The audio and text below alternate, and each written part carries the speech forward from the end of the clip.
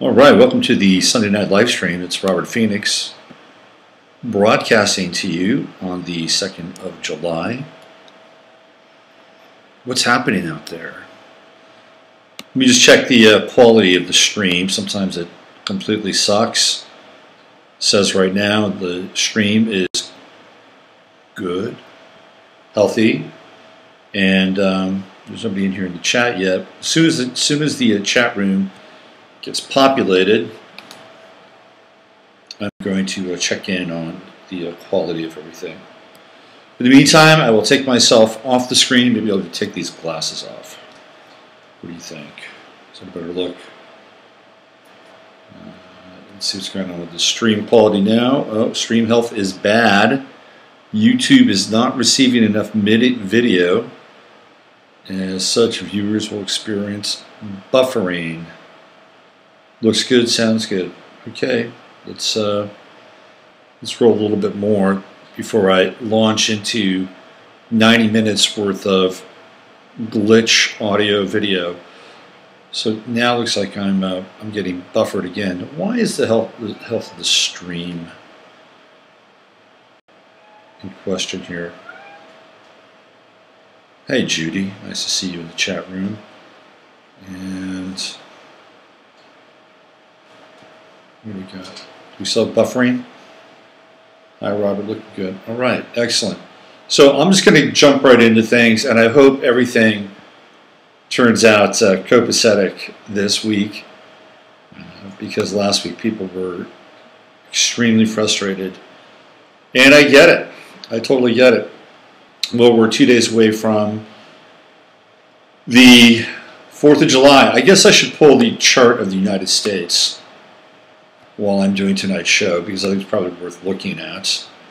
Let me just go in and grab that. I've got a bunch of charts I'm going to be taking a glance at tonight, so it should be excuse me.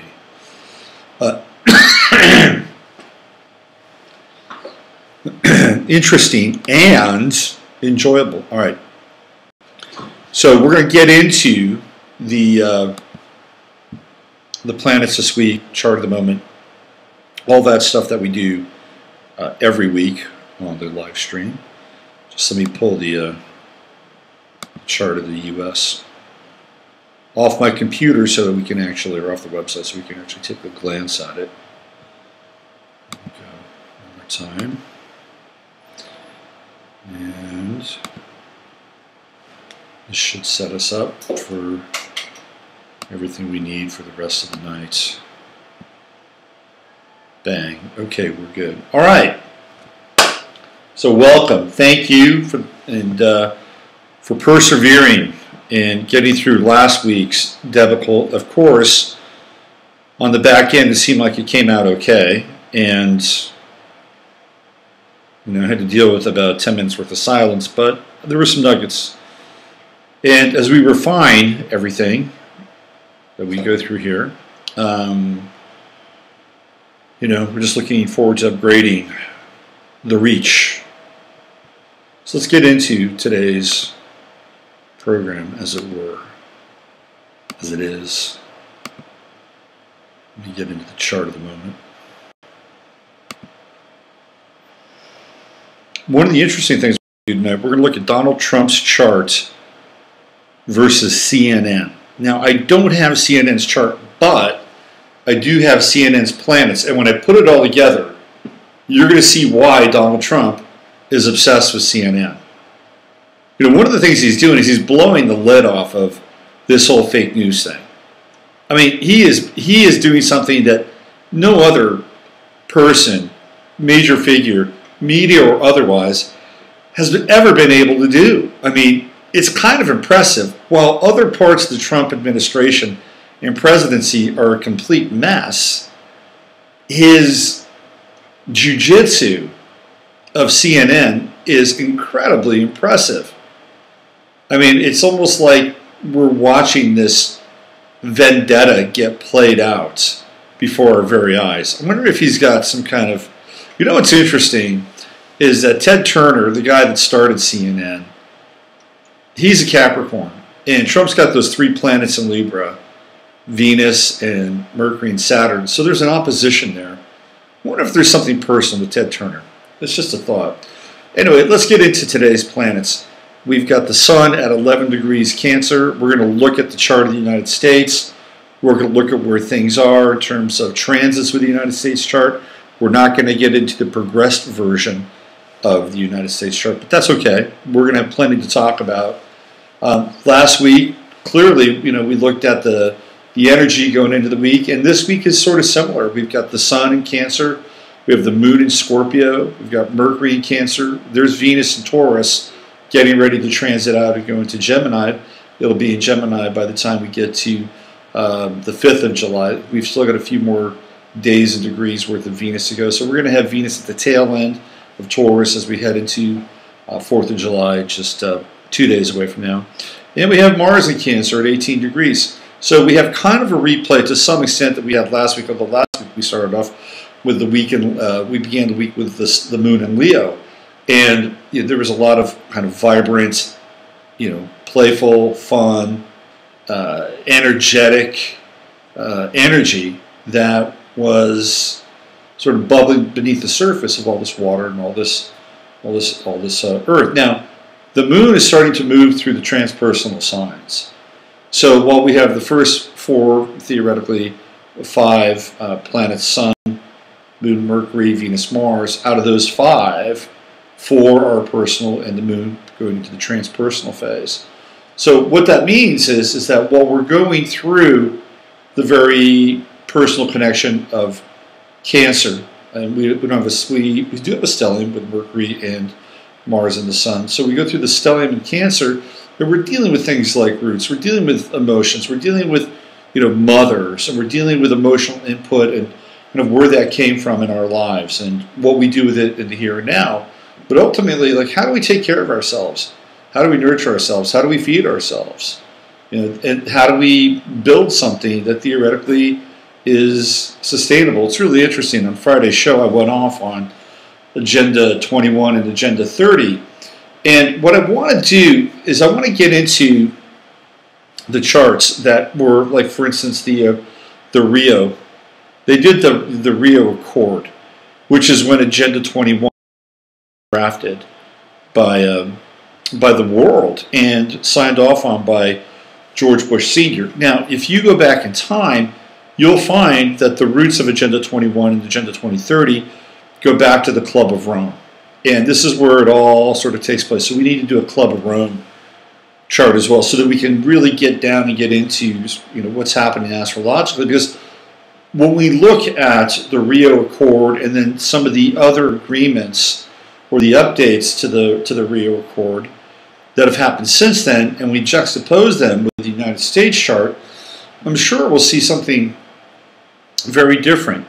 Let's just do, I don't want to jump around too much on the computer because it seems like we're going to jump around a lot. That's when the video gets all sketchy and the audio gets a little sketchy as well.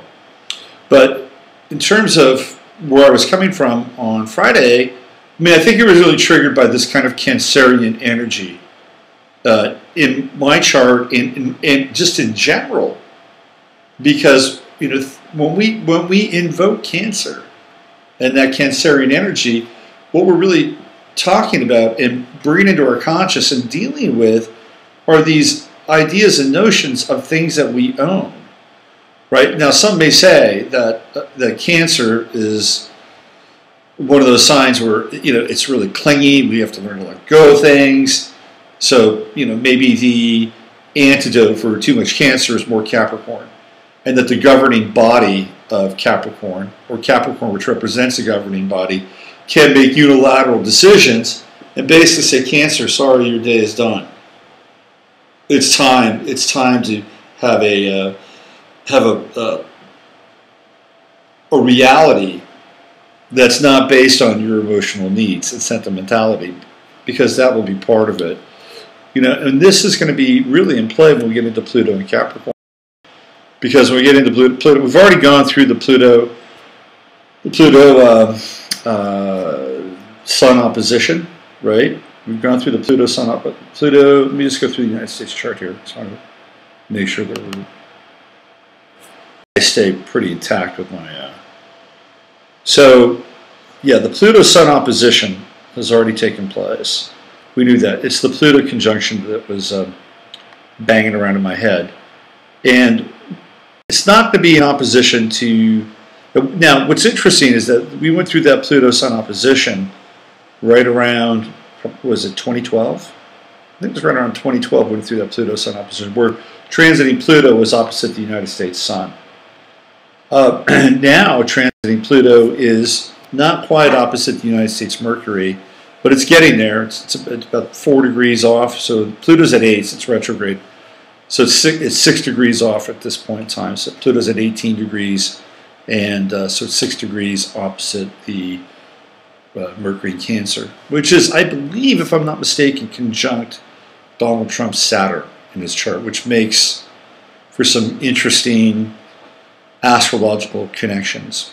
But the bottom line is that whether it's the United States, which is a Cancerian country, or it's this Cancerian notion that we own things, that we own them from start to finish, you know, that there could be things like generational real estate, that Pluto in Capricorn ultimately thinks it has a say in how that's going to evolve, and that there will be this transformation from the Cancerian sort of horizontal modality to the Plutonian and Capricorn vertical reality.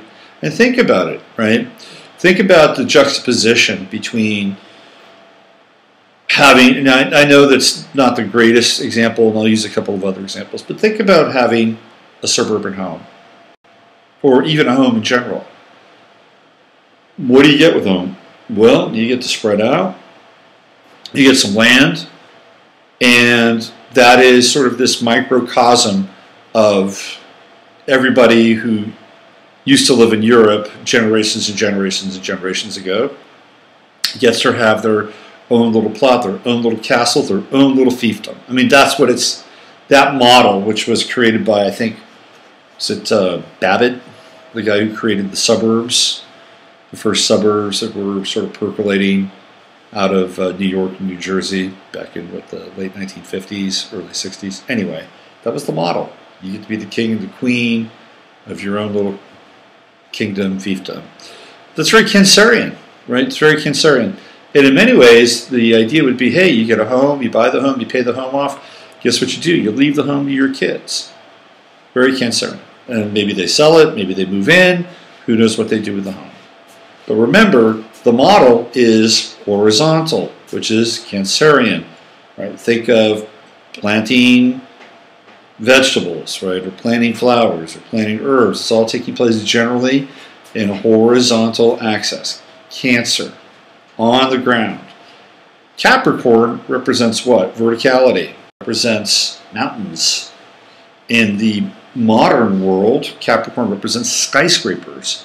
So when we juxtapose Stackham and Packhams, which are like this, versus single-family dwellings, which are like this, even from an astrological perspective, we can see the contrast and the difference between the two. It's pretty significant.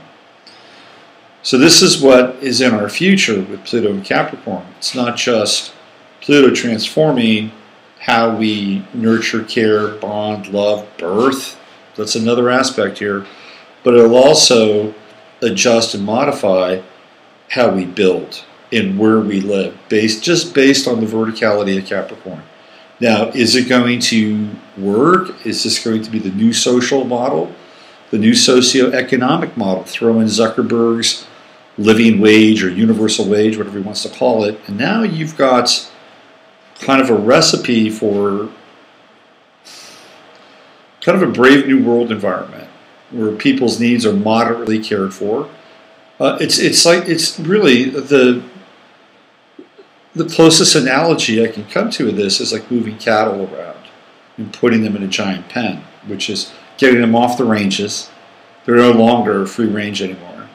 It's going to be factory farming. That's what it's going to be, but under the guise of green, sustainable living and lifestyles. That's how it's being sold. This house being sold.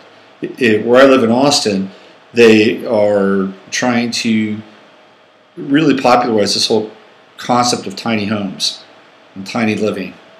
I don't know how it's going to go over. I don't know how it's going to go over, but we'll see. There's different versions and visions of models of the future. Will there be more co-op living, co-op work share? That you may wind up working 20, 30 hours a week, 25 hours a week, and the other time you're involved in some sort of community activity, and you might get some sort of a stipend for that. I mean, these are some of the models that are starting to trickle down, and the world is going to change.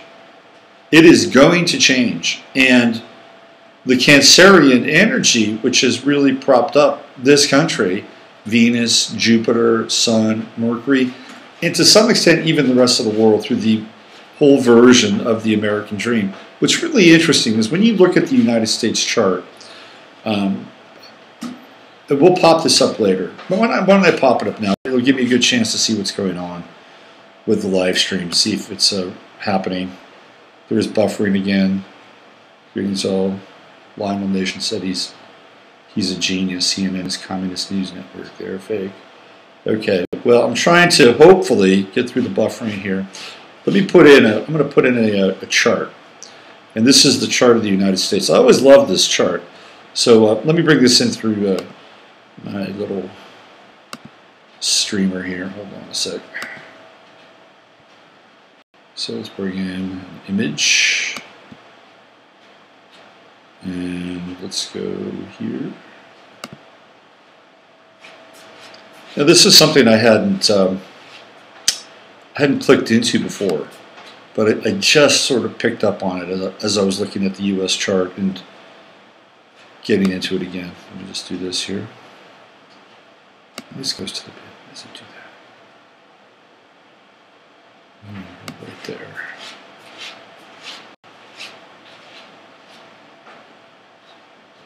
Here we go. Somebody in the chat room said that Lionel Nation thinks Trump's a genius. Trump, I think, does have some genius qualities, to be honest with you. Okay, so let me see if I can arrange this a little bit more. Hold on, I'd like to do it before. Should I just get out of the way? Let's do that. Okay, this is the chart of the United States. And you can see, look, there are different versions of the chart, the U.S. chart that people use.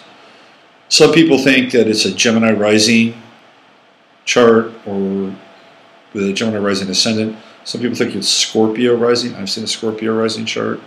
I tend to use the Sag rising.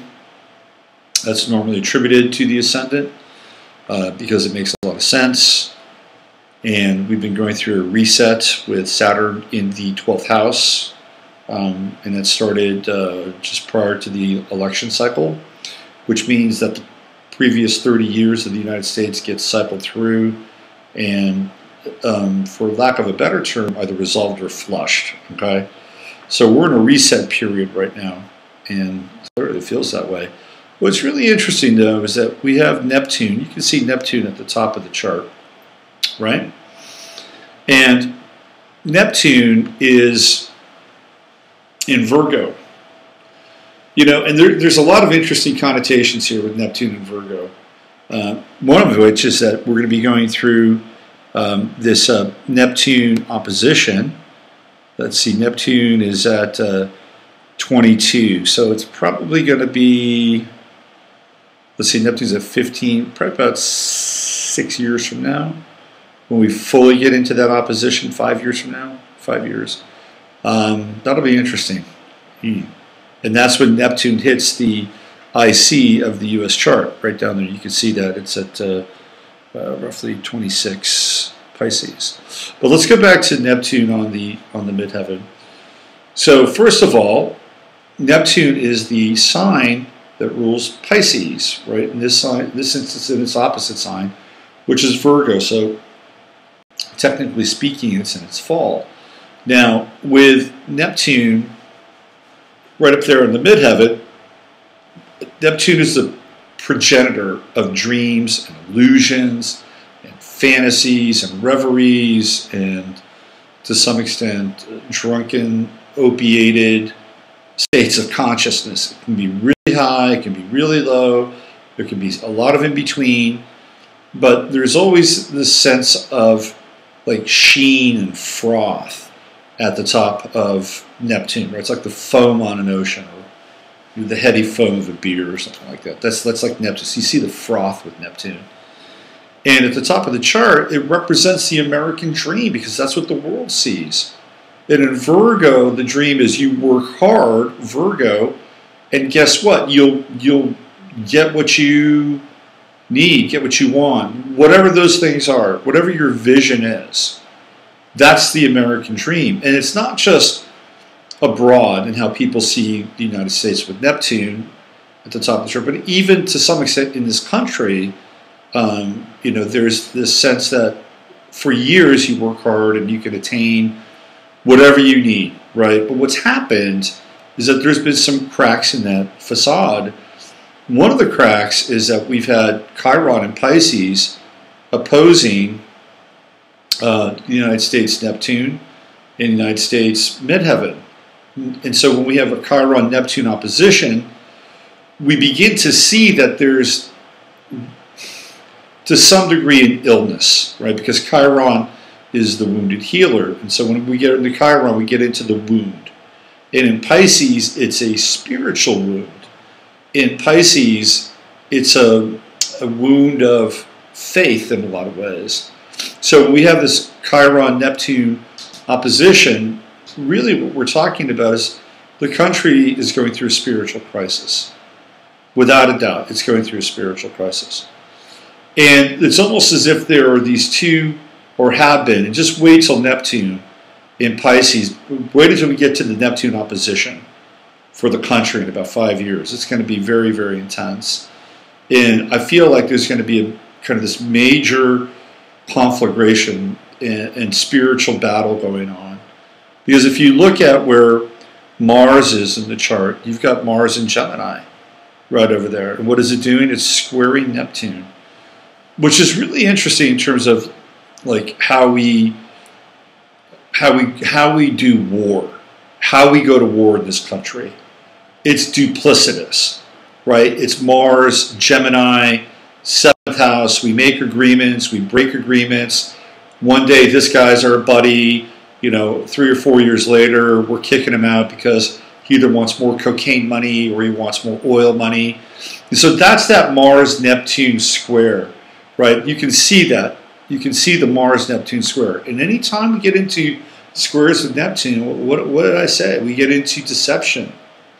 We get into deception. We get into deception around whether it's how we use our energy and our will and power, in this case, Mars, or we get into deception around how we communicate and talk and think, which is ultimately Mercury, obfuscation, sometimes pumping up facts so that they are hyperbolic, they're bigger, they're larger than life, telling tall tales.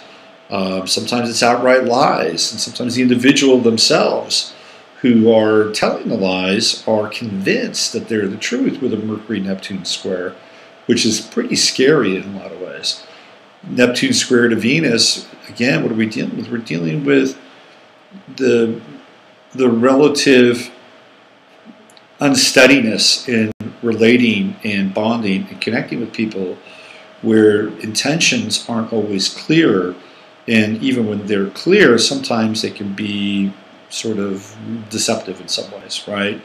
And the Neptune square is always on some level, right? Like if somebody has a Venus-Neptune square, they'll open their hearts. I love this person. I want to do this with this person. I'll let them in, and then what happens? They get squashed like a bug, But the Venus-Neptune square is seeing sort of the best in the situation, and in a way where there's a blind side, and there's ultimately a violation of trust. So the Mars-Neptune square, what we have here again is this deception, this obfuscation about how we deal with Mars in this country and who we partner with. If you look at the United States 7th house. It's a pretty loaded 7th house. We could read Jupiter for the 8th house and maybe even Venus towards that 8th house a little bit. But clearly there's Mars and Uranus there, so it's unusual partnerships.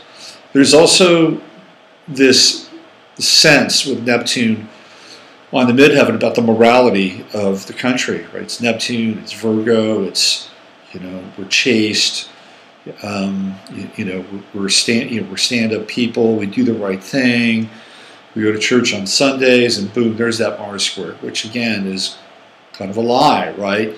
And Mars in Gemini is a little kinky.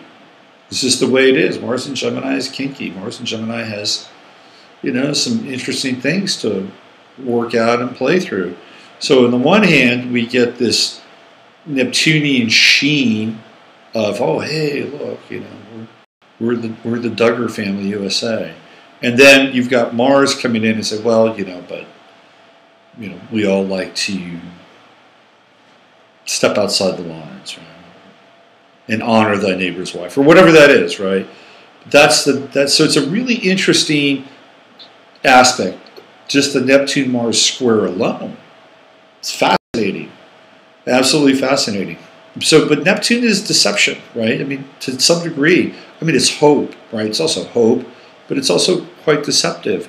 Now, what's interesting is that there's this Mercury sextile to Neptune, which would indicate that America is kind of this intuitive and psychic hotbed in a lot of ways, especially with Mercury in the 8th house. I would say, kind of going out on a limb here, I would say that that America is kind of a land of prophecy, whether it's the Bible and Revelation or the Book of Daniel or Edgar Casey. I mean, this country has shown up more than almost any other country when it comes to prophecy. When you get into that Mercury in the 8th house, it's almost mediumistic, especially in Cancer. Then you have the sextile to Neptune, which brings in kind of a really interesting vibration, channeling. So these are just a few things that I kind of wanted to bring up. And we'll talk more about this over the course of the evening or the course of the next 90 minutes or so, and especially as it relates to Trump and some of the other charts that we're going to be going through. Some interesting charts on it, by the way. Some very interesting visuals. I worked on them. I spent time. I wanted to create a good show. Right now, if you look at Jupiter, Jupiter is right there at 14 degrees. It's conjuncting the natal Saturn in Libra, exalted, in the 10th house. This is fascinating. So I think what we're going to be going through here very quickly is there's going to be some interesting legal stuff coming down. That's my sense. And we just had this travel ban thing, and maybe it has to do with, to some degree, with the Jupiter-Saturn conjunction. I'm not going to ascribe it to that, because that's like low-hanging fruit and too easy. But what I will talk about here a little bit is that Eric Holder did a tweet at about 3 a.m. the other night, and in that tweet, Eric Holder is the attorney. He's the former Attorney General of the United States, and Holder had this tweet that came out about 3 a.m. And basically, what he said was, to all the people in the DOJ and the FBI, get ready because, and I'm paraphrasing this here, your life is going to be hell. That's what he basically said. So the only thing that I can think of is that there's going to be an investigation that's going to be kicked off here by the Trump administration and Jeff Sessions fairly shortly. That's my sense. And we get into this Jupiter-Saturn conjunction. Now remember, Trump has Jupiter in Libra. So this is Trump's Jupiter. And his Jupiter also is in the 10th house of the United States. So maybe this might have something to do with what Holder is talking about, which is the expansion. Because what's interesting, right, it's like, even though Saturn is exalted in Libra, and it's supposed to be just and fair. If you look at Saturn in the U.S. chart, there's a square to Mercury, square to the Sun, square to Jupiter, and square to Venus. So Cancer, in a lot of ways, represents the common man, and technically speaking, the little people. It's the opposition of Capricorn, which is theoretically the ruling class, corporate structure, government, business. We know all that stuff. So here, Saturn with the scales of justice tends to be harder on these very personalized planets. It's interesting, squaring off against Venus, Jupiter, Sun, Mercury, all in Cancer. It's now you would think that over time, which is the nature of astrology, we'd work that out. We'd get better at those squares, and that the legal system, the judiciary branch, would become more representative. But to a large extent, it really hasn't, and in many instances, it's probably even gotten worse. I mean, look at the 1960s. You go back in time, and they broke up Bell Telephone, and even before that, I think it was the 1930s, if I'm not mistaken, they broke up Atlantic Oil, which was the Rockefellers Oil Company. And so that once that broke up, of course, the Rockefellers made even more money after that. But there was a time when people, that actually represented us, that really looked out for these structures becoming too powerful. And that's all gone away now. So the Saturn square to all these very personal planets in Cancer, to some extent, could represent that. Now we've got Jupiter coming in and expanding Saturn. Perhaps Jupiter is expanding the potential for justice to be served. Well, I'll believe it when I see it. Anyway, there's a quick little look at the United States chart. Let's go back to the, how are we doing on the live stream? Here we go. I appreciate the hard work. Okay. You were spot on all about controlling the masses. All right. Hi, Joris. Nice to see you. Welcome.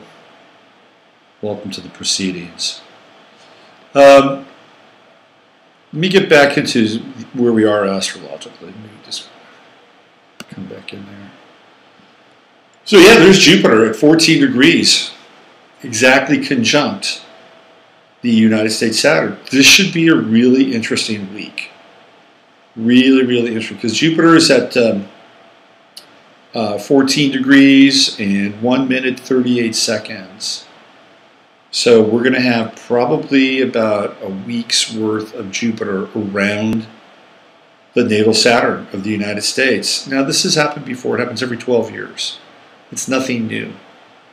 But this is not the same world that it was in 2005. No, not even close. We were in the Bush administration. We hadn't even gone through our Obama run yet, right? So yeah, it's going to be interesting. So just keep your radar attuned for the week ahead as it relates to anything having to do with legality, having to do with prosecution, having to do with expanding the reach of litigation as it relates to Saturn, which would be the quote-unquote elites or the oligarchs, the hierarchy, whatever little adjective you want to, not even that, whatever group you want to insert there. We've got Saturn in Sagittarius, and it's retrograde. It goes back to 21 degrees. That's as far as it goes. Now, in terms of the U.S. chart, I think we can maybe pop that in there and have a look at that. Saturn is in the, let's see, it's right there in the first house. And what is it doing? Well, we've got that Saturn-Neptune square going on. So Saturn is squaring the natal Neptune of the United States. There we go, right there. I mean, you want to look at sort of the solvent breaking down illusion and trying to get to the truth. It's right there. It's that Saturn-Neptune square that's been going on roughly for about the last year and a half, where Saturn's been kind of floating between 18 degrees and around 25 degrees, 26 degrees. It's right there. It's squaring off against the United States midheaven with Neptune in Virgo, sort of cleaving this piety and false virtuosity, and also just fake in general. It's like, let's get to it, Really interesting stuff. Now, Saturn is going to go into opposition. In fact, it's right there right now. It's 23 degrees. So it's going to go into opposition one more time with natal Mars. And that's going to happen roughly about 3 to 4 weeks from now. That's going to be a really interesting time because we're going to get into Donald Trump's chart and CNN tonight. I didn't do a chart for CNN, but I looked up the solar aspects. And CNN is a Gemini company. It was started on June 1st, 1980. And the amount of planets that are connected to Trump and Trump's chart with CNN are mind-blowing. So you'll understand why it's personal for Donald Trump, because literally CNN's chart is taking place in his first house. His first house and his 12th house and his 11th house to a large extent. So we'll get into that. But this Saturn-Mars opposition, there's going to be frustration here. A lot of frustration in about the next 4 to 6 weeks. Because Mars in Gemini is all about the devil's advocate and overturning the apple cart. It's not quite like Mars in Aquarius, but Gemini is a trickster, right? I mean, Gemini is based on Hermes. He's the messenger of the gods, and Hermes is a trickster. He plays tricks on people. He's a Heyoka Yah. That's what Hermes is. He's a tradition. It's not just in the Greek or the Roman tradition. Hermes or Mercury. I mean, you can go through all these various traditions, and you'll find that the deity of communication, the one who has intercourse with the gods, is generally a trickster. This is what happens. So when we get Mars in Gemini energy, we get Mars in the sign of the trickster in a lot of ways. And so we're going to have the Saturn-Mars opposition. And it's going to be very interesting to see how all of this goes down. It hasn't been really hot. I mean, we had a big heat wave earlier, about 2 weeks ago. Things are cooling down a little bit.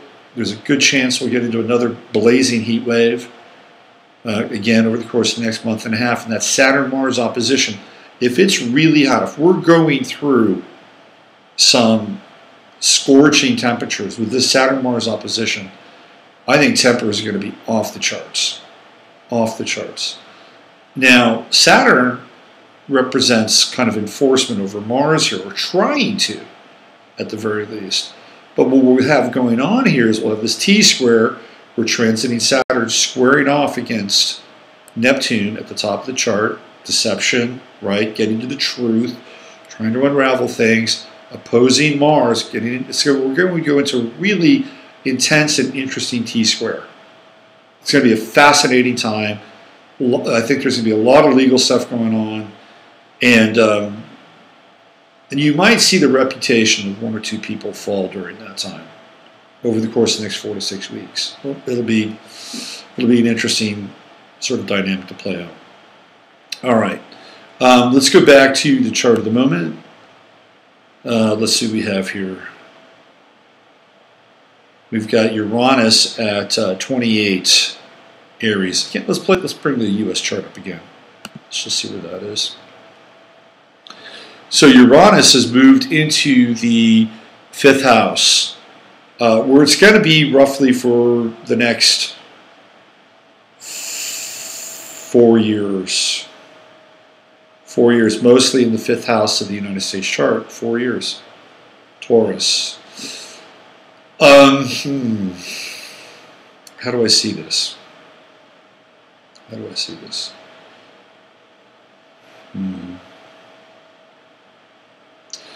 Well, that's a house that represents pastimes, represents sports to some degree, represents children. This is going to be interesting. I've been talking about the landscape of sports changing. I think football is going to be a very different sport about 15 to 20 years from now. Maybe this is the start of that, and kind of overturning or doing something different with how we spend our time and our energy. I don't know. When I see Uranus in there, I think about kids more than anything, and I think about the body, and I think about birth to some extent. Maybe this has something to do with, I don't know. I don't want to go all heavy and go and throw down with vaccinations, but there's something here with Uranus about health and the body, and health in the bodies of children. That is, that's interesting. I'm kind of having a deja vu here. That is kind of startling in some ways. What else is Uranus doing? Well, we're not going to get into, we're going to get into this square with Uranus and the true node and the south node next year. It'll be kind of a wide T-square. And Uranus in Leo has to do with children as well. Interesting. I'm just meditating on this. I haven't really looked at this before, but it feels like something to do with children and children's health. And I don't want to drop the vaccine thing on it. That's not really what I'm talking about here. This is an interesting aspect. In any case, we'll recreate differently with Uranus going through that house. Our pastimes will be different. Maybe they'll be more personal, which would be great. Get off our asses. All right, I'll tell you what. Why don't I get this chart out of here, and let's bring on some of these other charts that I've been looking at, which are pretty cool tonight. Let's do that.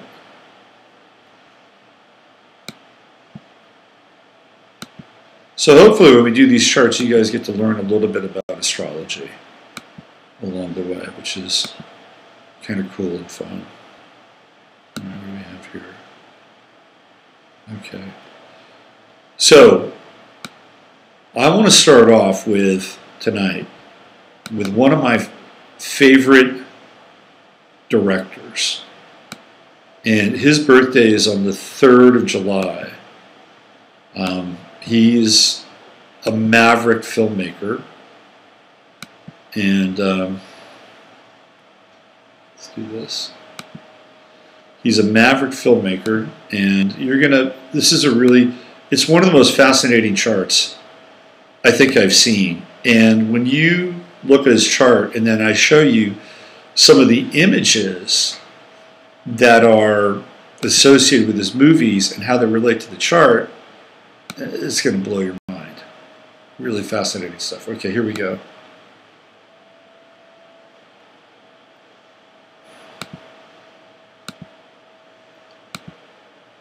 So this is Ken Russell. And Ken Russell is, let me see if I can move it down a little bit there. Ken Russell, let me just change this around. There we go. Ken Russell is the director of some of my favorite movies. I mean, the guy is a complete heretic, an absolutely utter heretic. And when you look at his chart, you'll understand just how much of a heretic he is. There was another picture here that I had of him, and he was draped in strips of film. Just a really interesting image, which befits him in a lot of ways. Okay, so why don't we do this? Now, let me list a few of the movies that he's directed. One of my favorite movies of all time, Altered States, which is about John Lilly, and really kind of, pushed William Hurt, catapulted William Hurt, into our consciousness as an actor. And that movie was totally visceral and physical, and it was kind of this, Hurt himself wasn't really that muscular, but the performance itself is muscular. Like he's putting every single ounce and fiber and sinew of his body into that character and what goes on in that movie. If you haven't seen Altered States, I highly recommend it. John Dilly is a complete kook, but man, it's a great movie. And the ending is kind of, it's kind of Hollywood. Like Ken Russell, he didn't really do Hollywood movies. That was not his thing. He did a lot of D.H. Lawrence films, and he was really an outsider when it came to directing. But this was a big Hollywood movie for him. And the screenwriter, if I'm not mistaken, might have been Gore Vidal. I could be wrong. Or it might have been the guy, or it could have been Paddy Chayefsky. It's one of those two. So it was a high-level writer, high-level director, fairly high-level cast, although, at that time, William Hurt was pretty much an unknown, but, memorable performance. All right, let's check out Ken Russell's chart. This is going to trip you out. Here we go. Let's do this.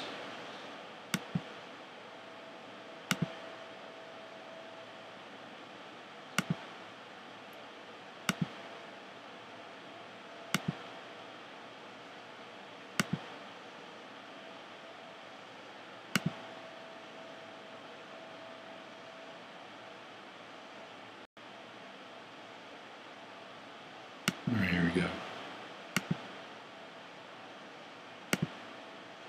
Okay, look at his chart. Hold on a second. Check out his chart. This is the wildest chart I've ever seen. I mean, he's got two squares. He's got Saturn squared this wild stellium down here with all those planets in Leo.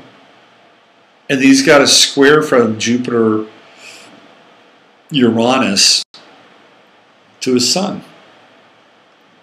And then that's it. The rest is this grand fire trine. I mean, this guy had some creative energies. Pisces on the ascendant. Take note of that. Pisces, let me move it over there. There's Pisces on the ascendant.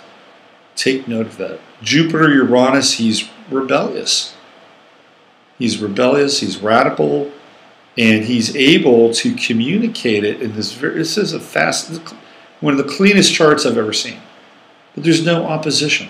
What's interesting is that, if you look at later pictures of Ken Russell, he was a mess. I mean, he's corpulent, and, he's let himself go to hell, right? Maybe this is what happens when you don't have a lot of squares in your chart. You don't keep yourself together. But there aren't many limitations in this chart. I mean, Saturn squares off against all these planets. Granted, Saturn square Neptune, square Moon, square Mars, square Venus, and they're all down there in his sixth house. So, he had to work, obviously. Maybe he had to work to get money for financing from his film. Saturn in the eighth house, other people's money. And then he's got the Sun, Jupiter, Uranus square to Sun, Pluto, which is kind of interesting because he's got the Sun, Pluto conjunction in Cancer. This guy's a force, right? Sun, Pluto conjunction, Cancer, intuitive, and then he's got right there the true node in Gemini, and you'll see where that comes into play when I show you some of the images in art from his movies. And he's got his midheaven in Sagittarius, so he wants to be free to do whatever he wants, right? And with a grand trine in his chart like this, fire, making things happen, putting a lot of energy into what he does, the serendipitous nature of the Jupiter-Uranus conjunction. I mean, I'll bet you when this guy made movies, he was having synchronicities just, fly into the films.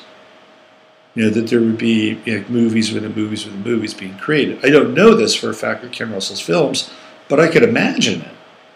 I could totally imagine it. And he was brilliant. Look at that. He's got that Mercury trine to Uranus, Jupiter. Absolutely and utterly brilliant. All right, let's check out some of his. Look at all that fire. No Earth. See this? No Earth. And just that one aspect of air. And then, of course, he's got Sun, Pluto, and the ascendant in water. So that Pisces ascendant plays a big role here in his movie making. So let's check out some of his stills and things that are connected to Russell.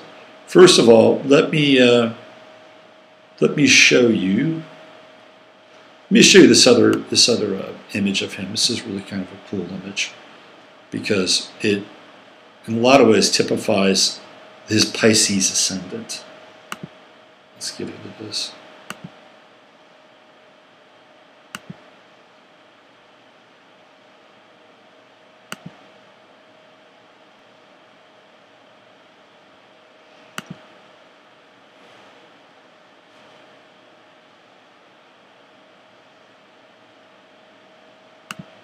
This is when he was quite a bit younger. But you can see here, look at this. This is kind of amazing, right? Now, Pisces rules film. Of all the signs, it rules film for a number of reasons. One, because film is generally an illusion, right? It's, you know, there are movie sets that really don't exist, things like that. It is driven in many instances by emotion. And even the process of filmmaking, using film, comes from Piscean materials, right, which are generally petroleum jellies and things like that, right? Acetates, you know, liquids that are ultimately solidified, and you shoot through the negatives, bring light onto them, you get frame by frame by frame film. So here's Ken Russell, sort of, you know, surrounded, drenched by his Piscean ascendant here, looking frame by frame by frame at whatever it is he's intensely working on. Now, when we get into this whole notion of Pisces, you know, what are we talking about? We're talking about the sacred and the profane. And there's no director, sacred, profane, images of water, right? These are all Piscean trademarks. And there's no director that I think does this more than Ken Russell. Let me let's bring in a still from Altered States. We're bringing two of them here. Let me see. Let's do this one. Okay, so this is an image from Altered States, and this is this image is when William Hurt is. Let me do this here. Hold on. Get rid of this image. This is when William Hurt is having a mind-blowing psychedelic experience, which is one of the major themes of the movie. If you have any interest in psychedelia and tripping, I highly recommend it. Now, the reason why I do is because they didn't have CGI or anything back then. So the effects that Ken Russell was getting out of this movie were just incredible. I went there knowing nothing about it. I came out of there with my tongue hanging down to my knees. So here's this image. I'm going to blow it up for you. Okay, can we say sacred and profane all in one image? Pisces rising. And also the heretical piece with the Jupiter-Uranus conjunction. Anything goes, radical, in your face. I'm assuming that this is William Hurt, although probably not, because this is not his body type. But here we have this horned God combined with the body of Jesus being crucified, and we have 7 eyes in the horn, right, in this horned God. And this to me, this typifies Ken Russell in the chart. This is the manifestation of the sacred and the profane in one image, in one absolutely beguiling, consciousness-cracking image. Absolutely fascinating. And Russell didn't care. I mean, he not only did he really not care about the studio game, but he really didn't care what people thought. You know, and if somebody wanted to denigrate his films, all the better. Let me show you another image from Altered States. This is a pretty interesting one. Now remember, William Hurt is the lead actor playing the crazy John Lilly. There we go. And this is one of the scenes where William Hurt, who John Lilly, in case you aren't familiar with him, was the guy that built the sensory deprivation tank when he was at was it Harvard or Yale? He was at an East Coast university, and he was building these sensory deprivation tanks, and he was having these kind of amazing experiences. And then he started to get high and do drugs inside these sensory deprivation tanks. And here we go. So again, what do we see here? This is William Hurt, and he's completely tripping out, right? He's getting ready to go on a big journey. So we see this juxtaposition of the sky, and then we see the fish. This is, in some ways, Ken Russell's chart, right? All the air in Ken Russell's chart. Was it sixth planet? Was it? No, it was the. Yeah. Hold on. He's got. Yeah, he's got the Grand Trine, but it's the juxtaposition of the air and the fish. The fish, of course, being connected to his Piscean ascendant. So this is kind of this launching pad for William Hurt's trip, his big trip inside. He goes through a lot of them.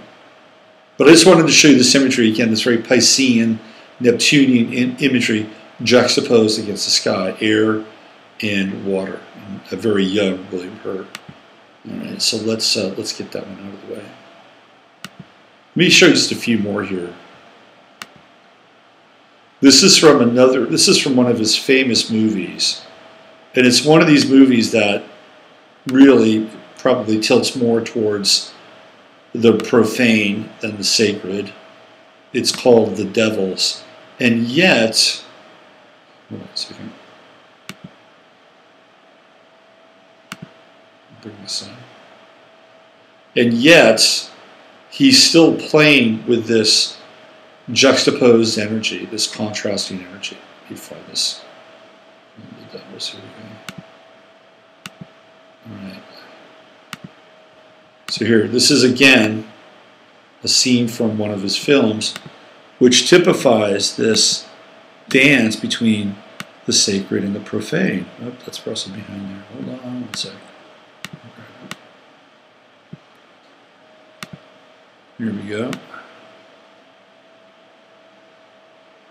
I mean, if that doesn't creep you out. So here we have, if you look in the background, he loves to play with this crucifixion imagery, which a lot of the artists of the 20th century like to do. I think they like to kill Christ, Sananda Manuel, over and over again, right? But you can see, like, coming out of his sort of right torso in the background, it almost looks like it's a serpent or a phallus.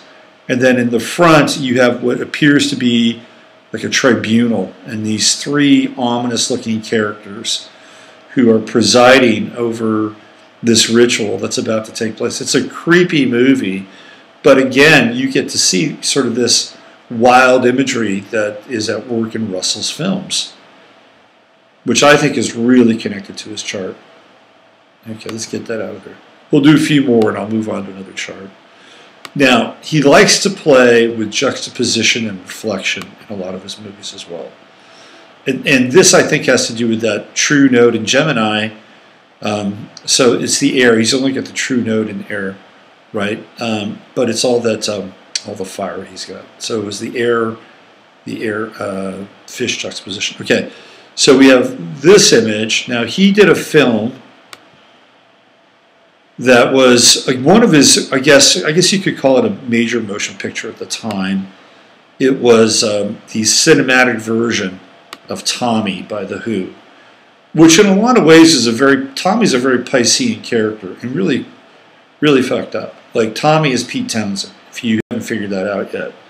And one of the things that Tommy has to go through is he has to go through being molested by Uncle Ernie, who is played by Keith Moon, and through a series of really kind of troubling events, trauma-based events, Tommy loses his ability to see and to hear.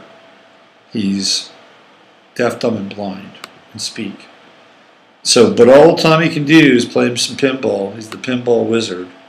Actually, Elton John's pinball wizard. Tommy can beat him. But here we go. Here's the Tommy cover. And you have this juxtaposition, this mirror image, which is really connected in a lot of ways to this true node in Gemini inside of Ken Russell's chart.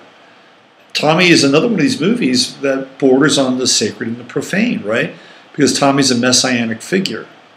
And yet he has to go through a number of events that lead to his awakening in a lot of ways, but also that completely traumatize him as a human. So I think Russell probably liked the money, and he also liked the fact that that he could get into it and flex his muscles. All right, that's enough for Ken Russell, but it's a really interesting chart, and I wanted to kind of bring some of those images in to show you that Piscean ascendant, and in a lot of ways that really strong fire trine, which is basically I don't give a fuck, right? And even with the Jupiter-Uranus conjunction, which is radical, rebellious, Aries, fire, the expression of will. All right, let's move on to another chart and another person. Okay. He shares the same birthday as Ken Russell. And I've got two charts here for you. Let's get rid of chart 16. And let's get rid of chart 15. There we go. Okay. All right, so the next chart we're going to look at is the chart. Let me bring him up here. This is a fascinating one. I mean, I thought Ken Russell was fascinating too. But here we go.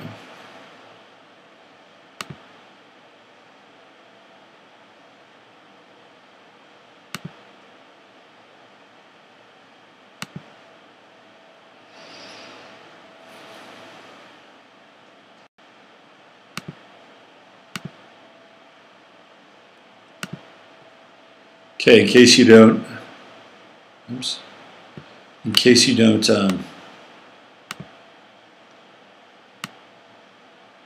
recognize the man behind the mask, or the flag, or the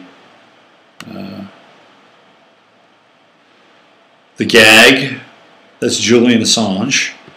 And the third is Julian Assange's birthday. Let's bring up Mr. Julian Assange's chart so we can get a glimpse at that.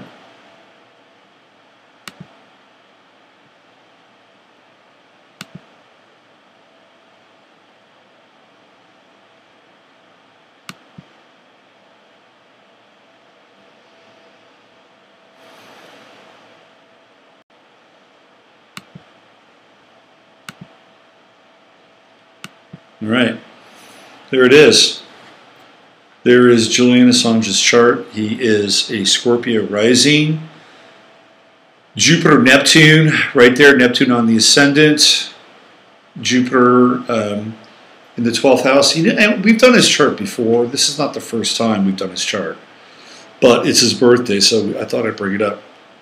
But he's lived, like the last, theoretically, right? He's lived the last, how many years? Since, 2013?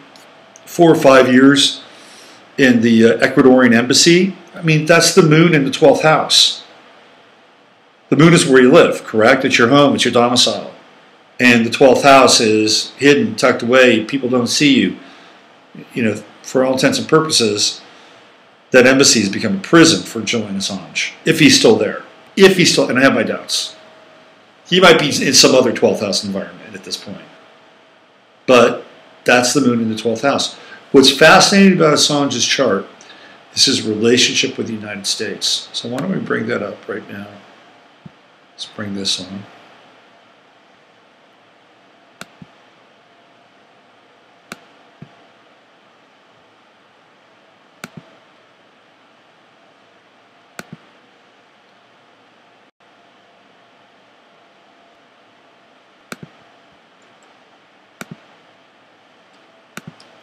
So this is his chart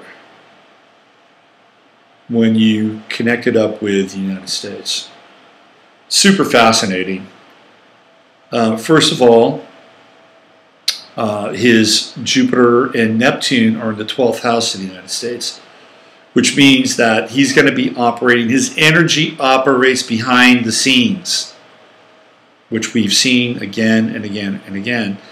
And the square, it's squaring off against the United States moon in Aquarius, down there in the third house. Third house being communication, represents, of course, brothers and sisters, the world around us to some degree, our little town, our little village.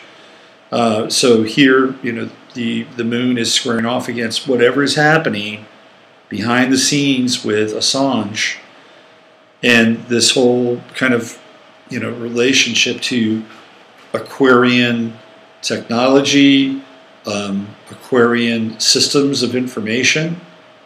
Third house, interesting stuff. Very interesting. But here's what really grabbed me, of course.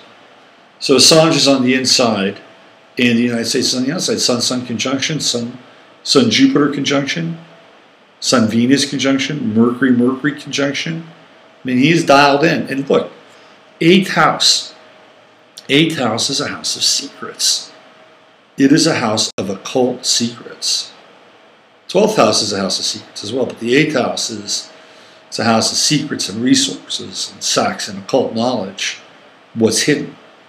And Assange has the keys to the United States 8th house. It's clear. Now, Hillary is a Scorpio, and she's right, let me see, where's Hillary? Hillary's going to be somewhere in his 12th house. So she is, let's see, she's kind of right in the middle. Right in the middle. So Assange's sun is at 7 degrees. And I think Hillary's sun is somewhere between his moon and Jupiter right here. That's interesting. And while her Jupiter, she's a very early Jupiter and Sag person, like 1 degree. So her Jupiter is right here on his ascendant. Interesting. So one could make a case that Hillary Clinton's Jupiter expanded Assange's need to express himself personally at an authentic, truthful, Sagittarian kind of level. One could make a case for that. If indeed Julian Assange is who he says he is, which I have my doubts with at times. But clearly, he is deeply connected to this country. And even the Venus-Mars conjunction, you know, which can at times be a bit edgy, Venus-Mars conjunction. There's a dynamism there. Certainly there's a union going on there.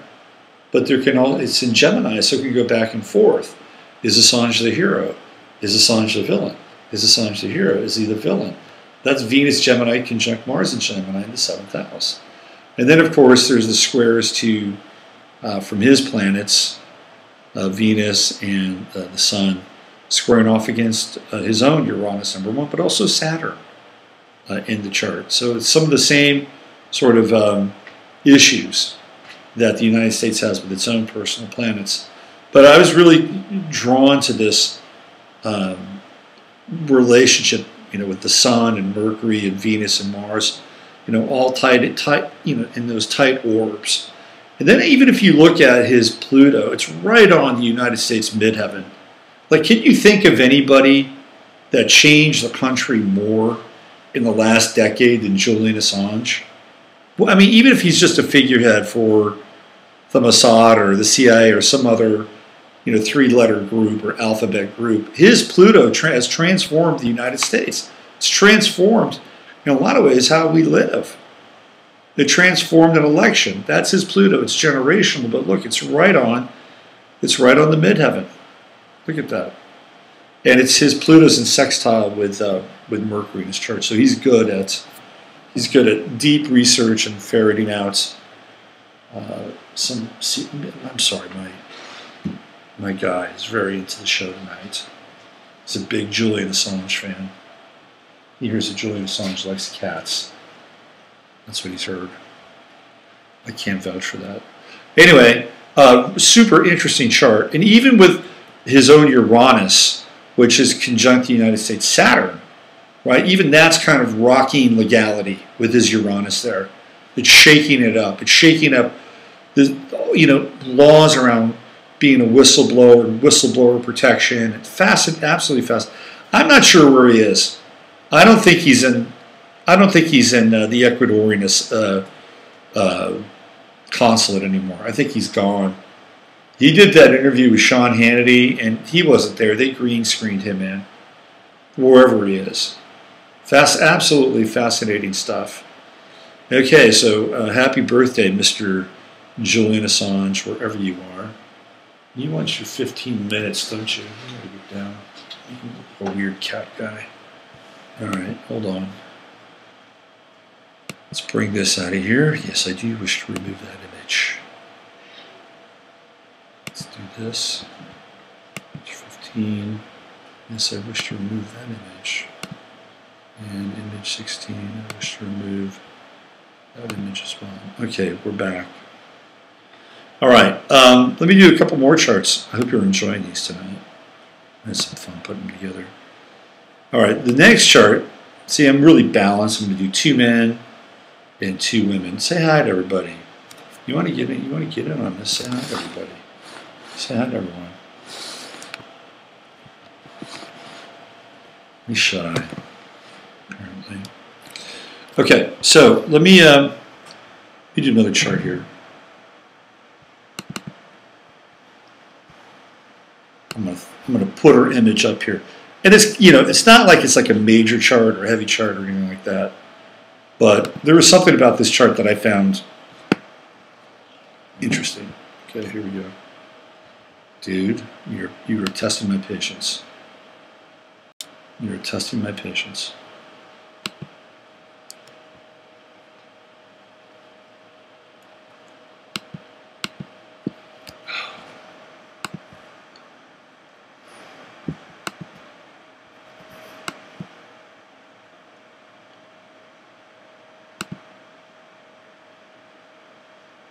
Okay. Here we go. I seem to be focused on the legality stuff tonight. Here we go. Hello. Yes, you know who she is. She's Gloria Allred. And she dresses in all red. Now that's not her real last name. Her real last name is Bloom, B-L-O-O-M, Bloom. She married a guy named Allred. Didn't last too long. And she divorced him, but kept the name because apparently it's better to wear red than to wear prints of flowers that are in bloom as your branding device. Ah, yes, and here we have the scales of justice behind her. It's Athena, right? It's Athena. Scales of justice. So I'm going to bring up her chart. I'm not a fan. Not a fan. I think she's an ambulance chaser. But I'm going to bring up her chart because there's some interesting things going on in her chart. And one interesting thing in general. I'm not going to spend a lot of time on this chart. But she's connected to the United States, right? It's her birthday, I think, tomorrow as well. And she's somebody who seems to always be around. And we're going to get her daughter now, by the way. Her daughter was Kathy Griffin's lawyer. About that. So we'll get the next generation of Gloria Allred. Okay, so the only reason why I brought this chart up in a lot of ways was because she's got Mars in Aries at 1 degree. It's like one of the most potent expressions of Mars.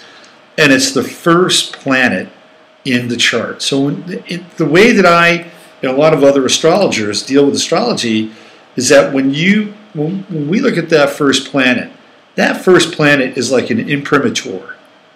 It is it casts the energy. It's like the lead dog in the pack for the rest of the chart. Like that's what people get. That's the first planet, the first initial burst, whatever that planet is.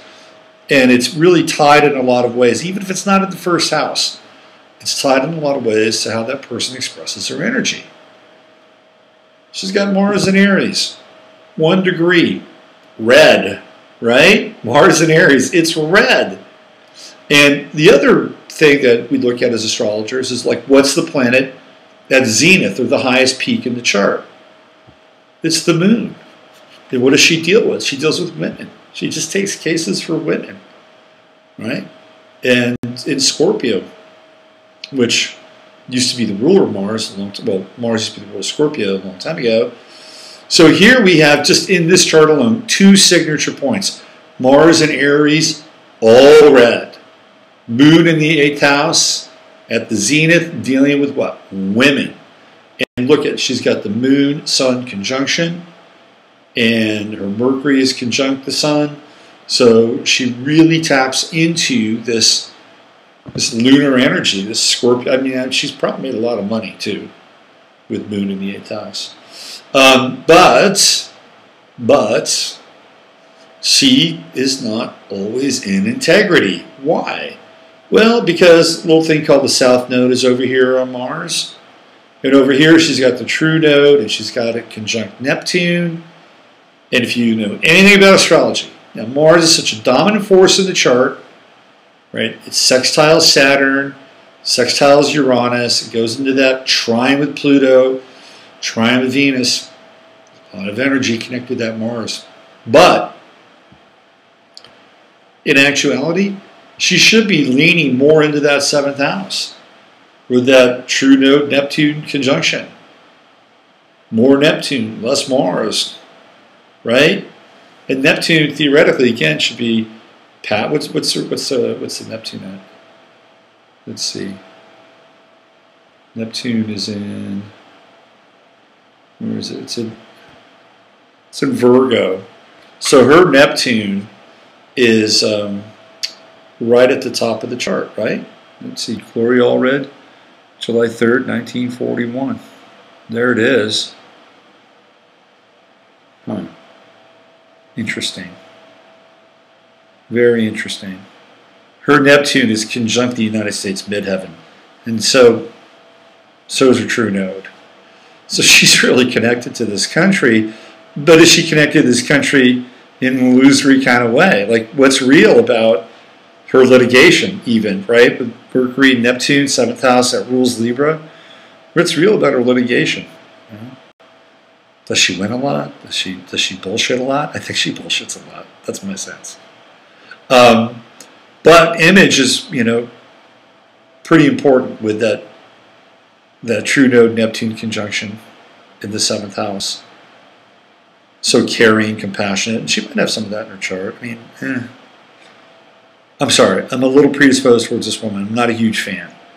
I just really brought this up because of this Mars piece in Aries at 1 degree and all red, right? And even with Scorpio, with the black moon, you know, it's trippy. Very interesting chart. But, you know, I think Miss Gloria Allred needs to head towards Neptune and away from Mars. That's what I think. Soften up. Lighten up. Find your soulmate. God, I hope that doesn't sound too dismissive. I'm just not a huge fan. I think I've said that already. Okay, let's move on. I've got one more chart I want to share with you tonight, which is pretty cool. Hold on a second. Go up here.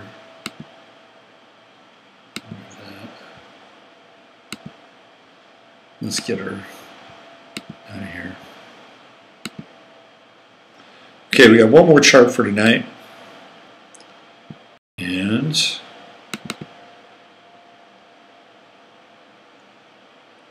it's right here. I'm gonna give you, this is really trippy. I'm gonna give you the picture, and then I'm going to, of course, bring up the chart.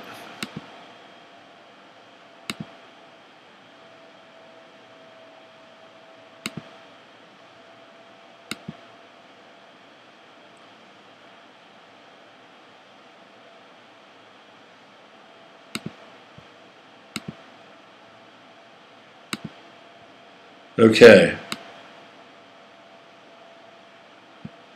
Anybody know who this woman is? Well, her name, her government name, is Eva Tagora. Eva Tagori. Eva Tagori.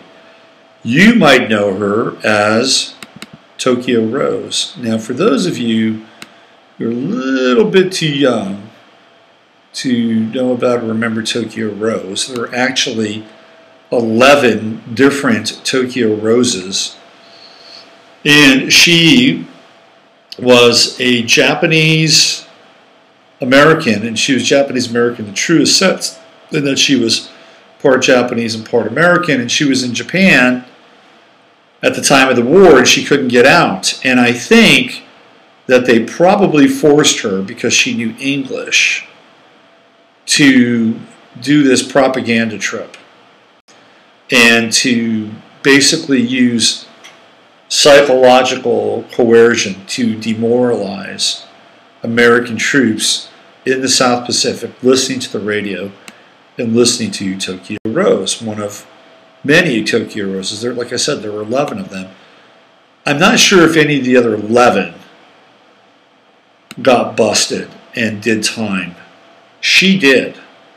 And she wound up going to jail here in the United States for war crimes. Now, what's interesting about her is her chart. So we have Cancer rising, Neptune on the ascendant. Who is she? Where does she come from? Sense of mystery, sense of deception. But look at all these planets in Cancer. Saturn, Venus, Sun, Pluto. She's born 4th of July, Tokyo Rose. One of the most notorious people. Now, there were 10 others, but this one was born on the 4th of July. I mean, how ironic is that? It's completely ironic that she would be so connected to this country and yet, behind the scenes, be somebody completely different with that Neptune on the ascendant. It's absolutely fascinating. And the other part that I wanted to bring up here is that ultimately she winds up going to jail. She does prison time. Look at that 12th house, Sun, Venus, Saturn, Pluto. 12th house represents prisons, jails, hospitals, sanitariums, crack houses. We know what the 12th house is. And she's like hanging out big time in her 12th house.